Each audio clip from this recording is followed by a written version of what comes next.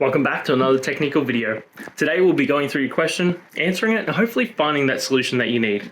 Guys, remember to stay just a little bit crazy like me, and hopefully you find that resolution you need. Anyway, let's continue on.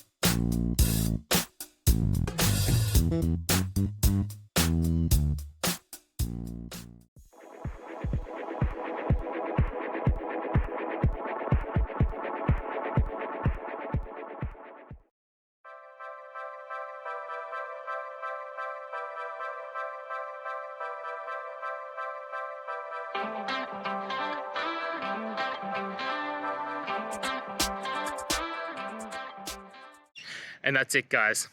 I hope you found the answer that you're looking for and got to that resolution in the end. If you did, please take a moment, hit subscribe. I really appreciate it. Until the next time you need more technical videos, I hope you have a great day. Cheers.